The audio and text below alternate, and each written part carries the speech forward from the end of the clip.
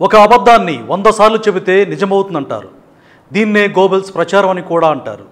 రాజకీయాల్లో ఇలాంటివి చాలా సహజం. మరి ఆ అబద్ధాన్ని ఊరు వాడా చేరవేసే ప్రజాప్రతినిధులు ఎంతవరకు నిబద్ధతతో ఉన్నారో కూడా చూసుకోవాలి కదా. ఒక వేలు ఎదుటివాడి వైపు చూపిస్తే మిగిలిన వేళ్ళు తన వైపే చూపిస్తాయన్న సోయి కూడా లేకుండా అబద్ధాలు చెబుతున్న ఘనత వహించిన లీడర్లను ఏమనాలి? సీఎం కుర్చీ కోసం 100 రకాలుగా మాట్లాడే నాలుకను ట్రిప్లెక్స్ సోపుతో ఉతికి ఆరేయాల్సిన ఓటర్ టైం కోసం వెయిట్ చేస్తున్నారా? ఎన్ని మాట్లాడతారో మాట్లాడని ఓటింగ్ రోజు చూపిస్తాం తడాకా అని ఎదురు చూస్తున్నారా? ఇంతకీ ఆ సూపర్ అబద్ధాల వీరుడు ఎవరు?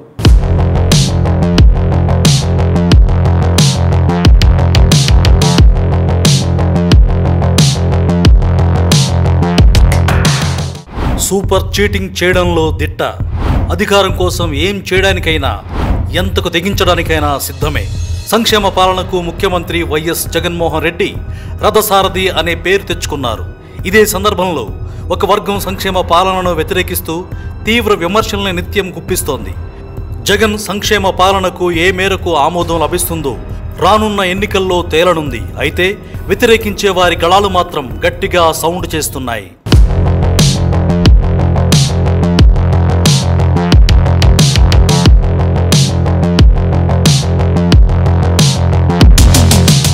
జగన్పై జనంలో వ్యతిరేకత నింపి తద్వారా రాజకీయ లబ్ధి పొందాలని కొందరు మేధావుల్ని టీడీపీ ఆ పార్టీ అనుకూల మీడియా ప్రయోగిస్తోంది. ఈ క్రమంలో వారితో లైవ్ డిబేట్లు నిర్వహిస్తూ డబ్బులు పంచిపెడితే సంక్షేమం అవుతుందా అంటూ పరోక్షంగా జగన్ సర్కార్ చేస్తున్నది తప్పు అని చెబుతున్నారు. సంక్షేమ పాలనతో రాష్ట్రం అప్పుల కుప్పగా మారుతుందని తీవ్ర ఆవేదన వ్యక్తం చేస్తున్నారు. జగనే పాలకుడిగా కొనసాగితే పిల్లలకు భవిష్యత్తు ఉండదంటూ హెచ్చరిస్తూ భయపెడుతూ వైసీపీకి వ్యతిరేకంగా ఓట్లు వేసేందుకు తమ వంతు ప్రయత్నాల్ని వేగవంతం చేయడాన్ని గమనించవచ్చు. సంక్షేమ పాలనను వ్యతిరేకించకూడదనే నియమం ఏదీ లేదు. అయితే దీని మీద నిలబడి ఎన్నికల్లో ప్రచారం చేస్తే అంతిమంగా ప్రజలు నిర్ణయం తీసుకుంటారు. అదేందో గాని కూటమి మేధావులు జయప్రకాష్ నారాయణ్, ఎల్వి సుబ్రహ్మణ్యం తదితరులు జగన్ కంటే ఎక్కువ సంక్షేమ లబ్ధి కలిగిస్తామని చెబుతుంటే మాత్రం చెవికెక్కించుకోవడం లేదు. ఎల్లో మీడియా కూటమి అనుకూల మేధావుల తీరు గమనిస్తే సూపర్ 6 వీటికి తోడుగా మరిన్ని సంక్షేమ పథకాలు అందిస్తామనే చంద్రబాబు మాటలు నమ్మశక్యంగా లేవు. ముఖ్యమంత్రి వైఎస్ జగన్మోహన్ రెడ్డి ఆరోపిస్తున్నట్టుగా చంద్రబాబును ఆదరిస్తే ఎట్టి పరిస్థితుల్లోనూ సంక్షేమ పథకాలన్నీ రద్దవుతాయనే అనుమానం కలుగుతోంది.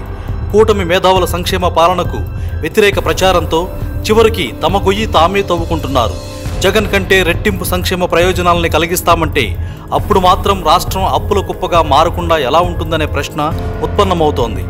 అలాగే పిల్లలకు భవిష్యత్తు ఎలా ఉంటుందో చెప్పాల్సిన బాధ్యత చంద్రబాబుపై ఉంది. చంద్రబాబు సూపర్ 6 సంగతేమో గానీ సూపర్ చీటింగ్ అనే అభిప్రాయం కలుగుతోంది.